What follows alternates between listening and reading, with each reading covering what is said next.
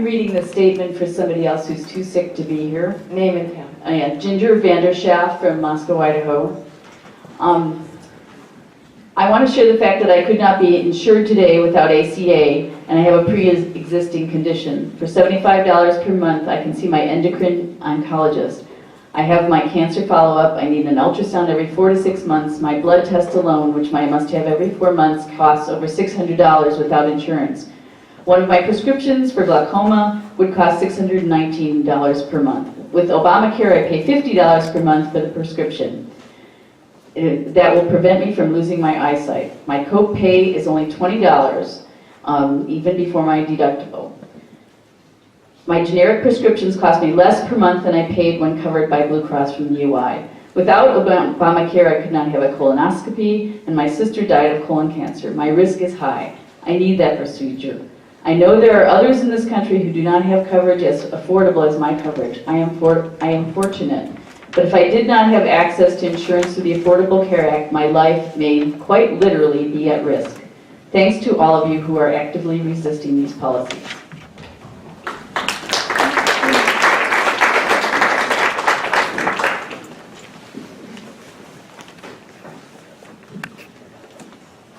Dulcie Kersting, Moscow, Idaho.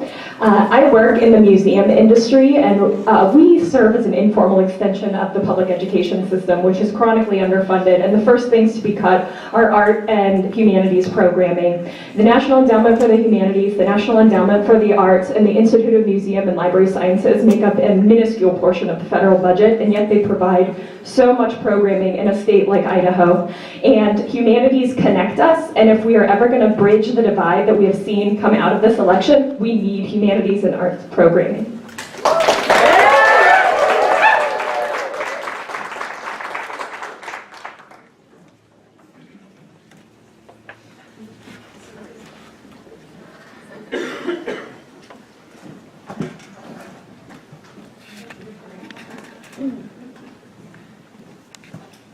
Thank you. I'm Naomi Brownson from Moscow, Idaho. And my friend Maria was diagnosed with leukemia 20 years ago. She was fortunate enough to be put on a medication that keeps her alive. But if she stops taking it, she'll die. A couple of years ago, her husband lost his job and they lost his insurance. But they were able to get onto the Affordable Care Act, even though she had a pre-existing condition. If she loses this insurance, she will die. And my question to the senators is, how will you explain her death to her 3 children who are under the age of 10? Because I don't know how I would explain that. Thank you.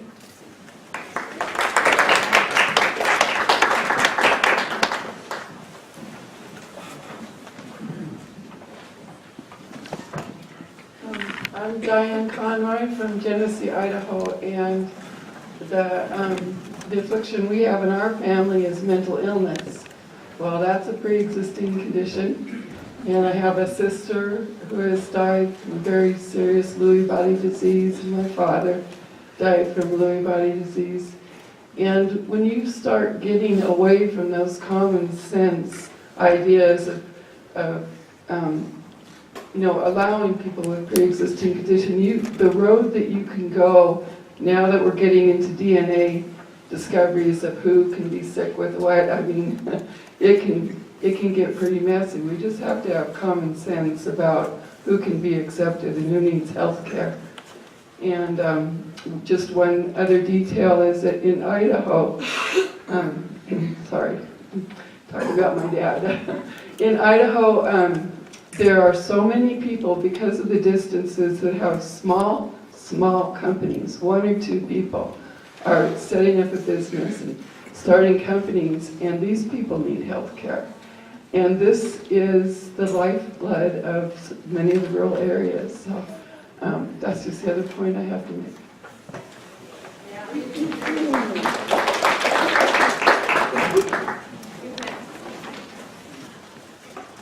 I'm Sarah Korber in Moscow, Idaho, and I believe that everyone in America should have access to affordable health care, that there should be no limits on pre-existing conditions, that those should be covered, that reproductive health and family planning should be covered, and that there should be no lifetime cap on coverage and access to health care. And I'd like our representatives to make sure that those conditions exist for all Americans. Thank you.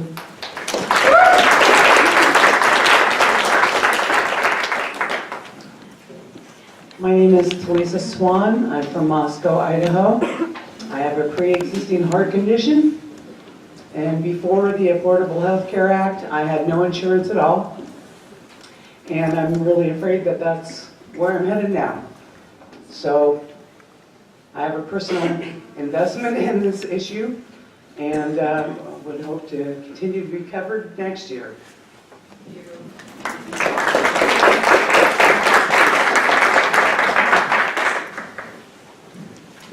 My name is Sarah Bader. I'm from Troy, Idaho.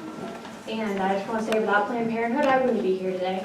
But I fall into the wage gap. So ACA doesn't cover me, and Idaho, with their current standards, doesn't cover me. I don't have health insurance. I can't go make sure that my tumors aren't getting bigger. I'm a survivor. I'm so grateful for Planned Parenthood. But I want to know what our representatives are going to do for the people that work in restaurants, have their own businesses. I've always made under what I should to make it into Obamacare. And I want to know what they're going to do about that, because I need health care, and I can't pay for my medication.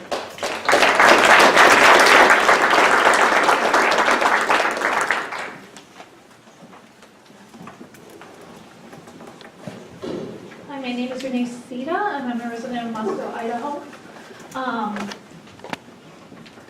So I wanted to talk again about pre-existing conditions and mental illness.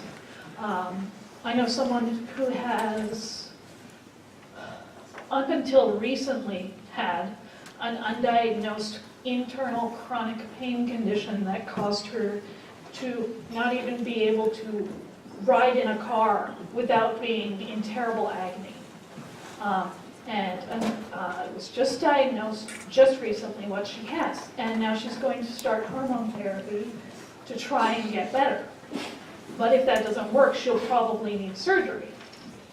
But it's also technically a pre-existing condition, and she's 19, which means that the Affordable Health Care Act is, what's the word? Repealed. Thank you. I want to say retracted. She's going to lose her insurance, and she probably won't be able to get it back. Now, this would be enough of a concern in and of itself, but she also happens to have several mental health concerns as a result of the experiences she's had living 4 years with an undiagnosed pain condition. And last year, she had to be institutionalized because she was very seriously thinking about killing herself because she had lost all hope of ever getting better. And what I want to know is how people can justify wanting to repeal the Affordable Health Care Act when not just the health concerns that will cause people to die from their illnesses occur, but how they can justify the despair they cause in people who lose their health care and can no longer afford or get treatment and thus feel like they're a burden on their families, and so they kill themselves.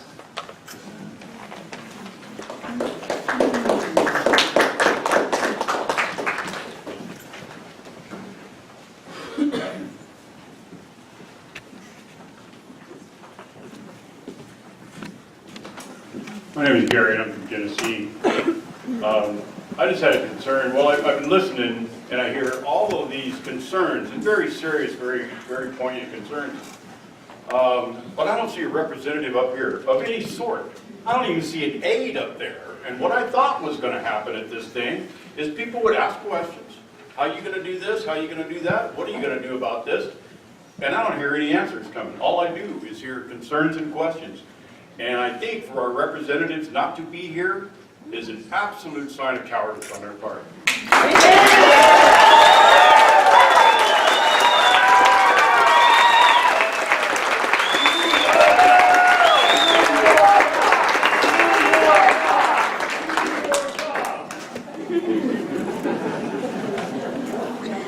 I'm Michael Jennings. I'm from Moscow, Idaho. And the issue with health care extends beyond life and death. Sure, the life and death and the care issues are extremely grave, and they really need their number one, but there's a number two. Before the Affordable Care Act, 4 out of 10 bankruptcies in this country were medical bankruptcies. And they destroyed people's lives. They lost their houses. They lost their cars. They lost everything. And that also needs to be figured into this equation.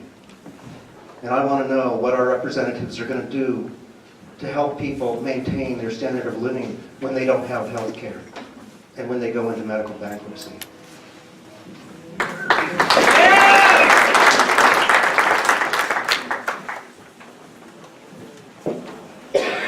I'm Dwayne Hodgin from Moscow, and I count Gary as a close friend of mine.